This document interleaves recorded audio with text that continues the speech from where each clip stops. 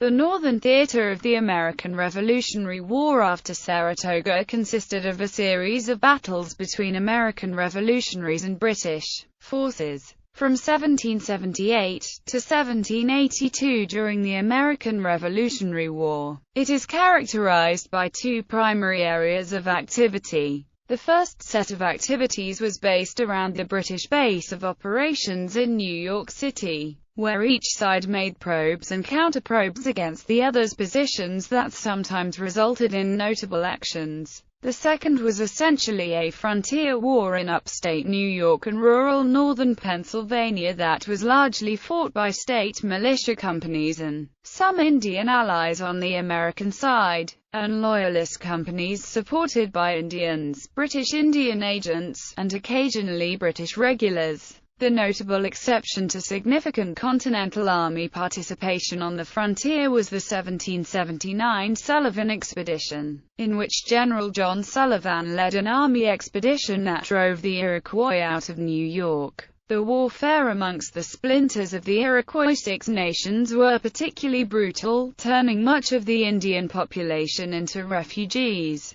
The only other notable actions occurred in New England. A combined American-French attempt was made to drive the British out of Newport, Rhode Island. The Battle of Rhode Island ended badly when the French fleet abandoned the effort. The failure did some damage to American-French relations. In 1779, the British established a base on the Penobscot River in the District of Maine with the intent of establishing a Loyalist presence there. The state of Massachusetts responded with the amphibious Penobscot Expedition, which ended in complete disaster. The British continued a process of raiding the New England coastal communities. One such raid led to a skirmish at Freetown, Massachusetts, while others descended on Massachusetts and Connecticut coastal communities. In the 1781 Battle of Groton Heights, the British were led by Connecticut native Benedict Arnold, who did substantial damage to the town. British strategy after Saratoga. After General John Burgoyne surrendered his army after the battles of Saratoga in October 1777, France entered the war, recognizing the United States and entering into a military alliance. France dispatched a fleet and army across the Atlantic to aid the Americans fighting for independence.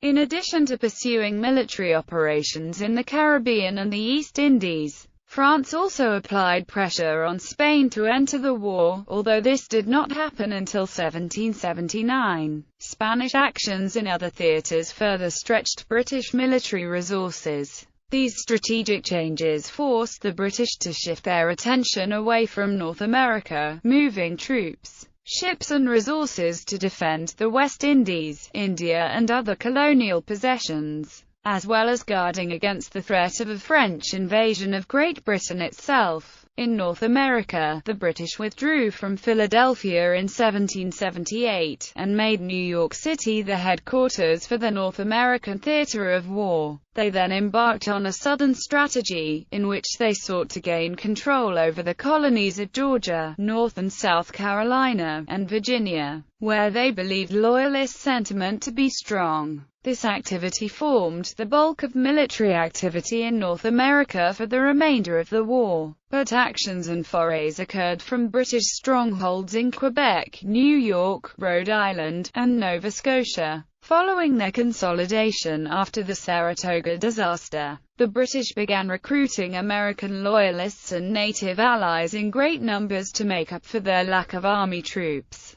Dispatched them on what were essentially raiding expeditions against Patriot settlements on the frontiers. Using their naval supremacy, the British also launched raids and amphibious actions against the New England coastline. American strategy after Saratoga. American military strategy widened to some extent following entry of France into the war. The states were still dominated by the larger British Army, which kept the Continental Army on the defensive outside Philadelphia and New York. The British began withdrawing from Philadelphia early in 1778, and the arrival of a French fleet off Philadelphia in July increased prospects for offensive action. While these large-scale actions occupied the army, Militia and settlers on the northern and west frontiers of New York and Pennsylvania had to contend with incursions by Indians and Loyalists, organized by the British outposts in Quebec, skirmishes around New York. Each side made probes or diversionary movements designed to keep the other side on edge and uncertain of its intentions.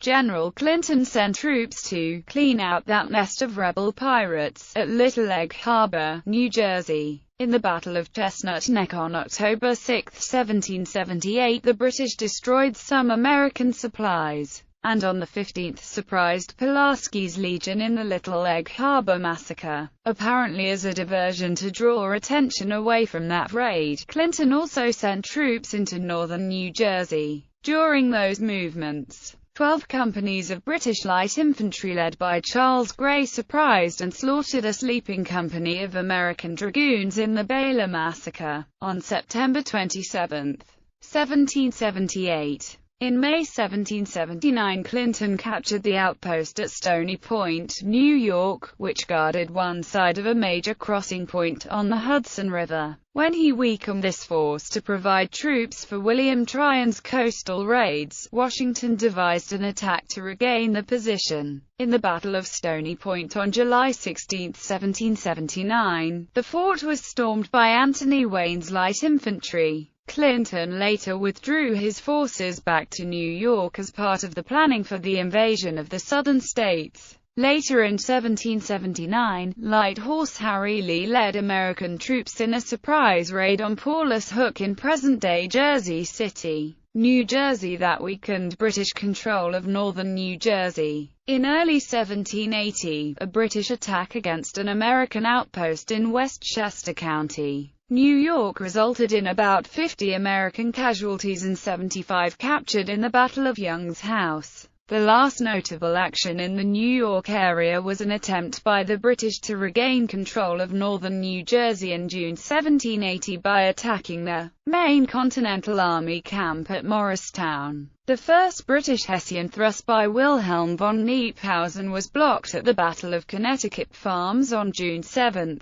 A second offensive by Kniphausen on June 23 was halted in the Battle of Springfield after stiff fighting when Nathanael Greene appeared on the scene, with 2,000 troops. This put an end to British ambitions in New Jersey. On the 21st of July 1780, Wayne with 2 Pennsylvania brigades and 4 cannons attacked a Loyalist blockhouse at Ball's Ferry, New Jersey. In the Battle of Ball's Ferry, the 70 Tories endured an artillery barrage and repelled all American attacks, inflicting 15 killed and 49 wounded while suffering only 21 casualties. Coastal actions. The northern coast did not see a great deal of military action after 1777, although the British executed a series of raids against the coastal communities of Connecticut and Massachusetts, and there was occasional skirmishing. The arrival off New York of a French fleet in July 1778 caused a flurry of activity. Major General John Sullivan had earlier been sent to Rhode Island to organize an attack on British-occupied Newport.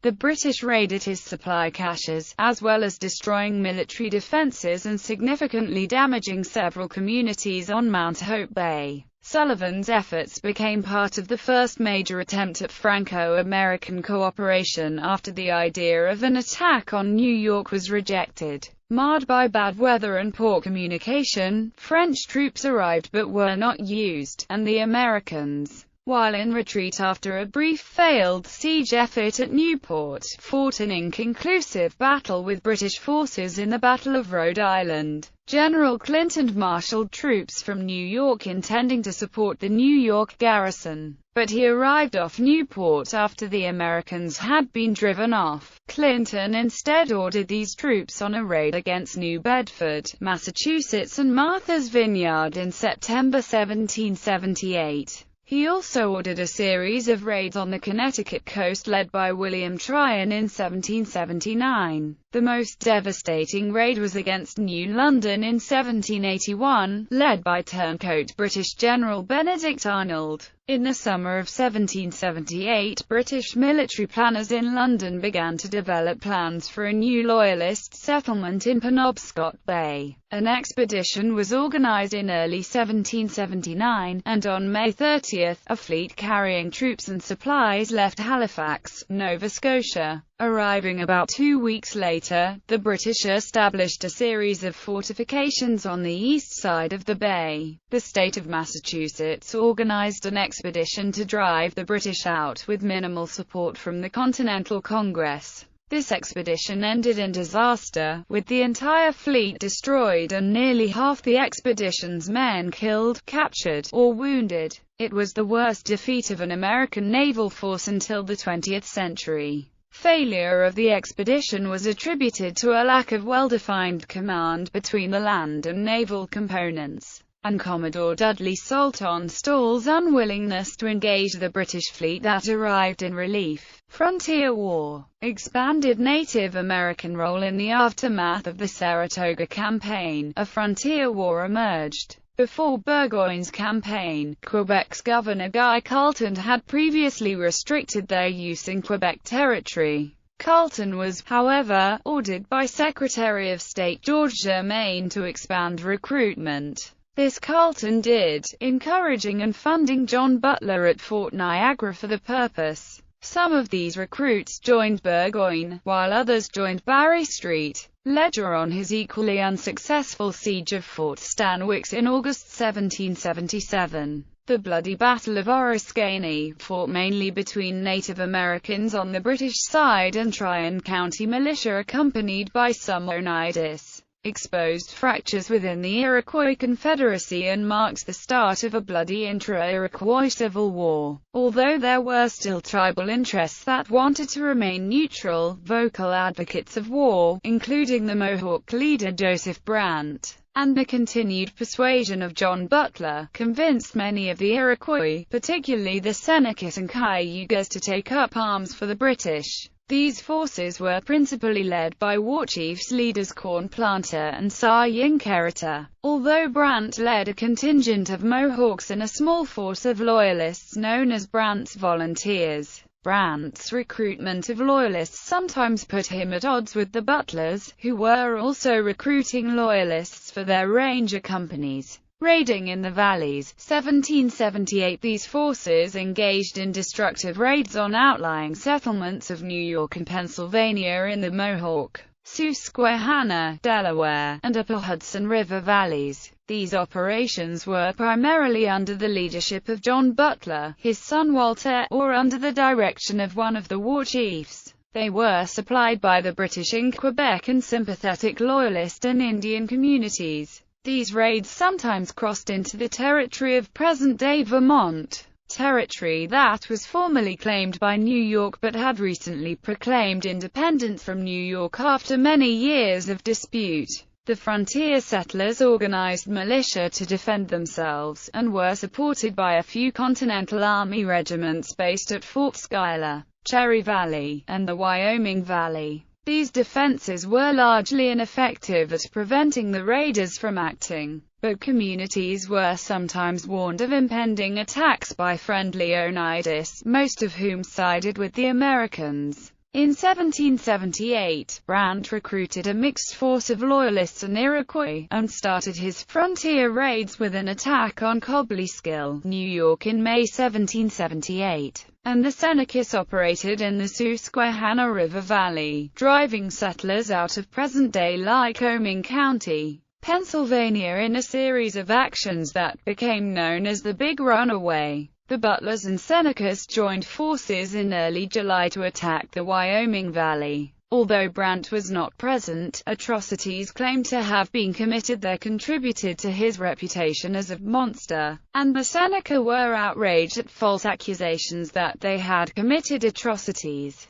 Brandt joined forces with some of Butler's Rangers to attack German flats in early September. New York authorities responded to Brandt's activities by destroying the Indian towns of Unadilla and Onondaga in October. Those towns had been used by Brandt and the Butlers as bases of operation. Brandt, the Butlers and Simpsonians joined forces to take revenge by participating in a major attack on Cherry Valley in early November, in which as many as 30 non-combatants were slaughtered. In the aftermath, British forces from the Montreal area led by Major Christopher Carleton raided communities in the upper Hudson River Valley in October. Sullivan Expedition, 1779. The brutal frontier warfare led to calls in the Continental Congress for the Army to take an active role. In 1779, Washington sent General John Sullivan on a punitive expedition to suppress Indian attacks.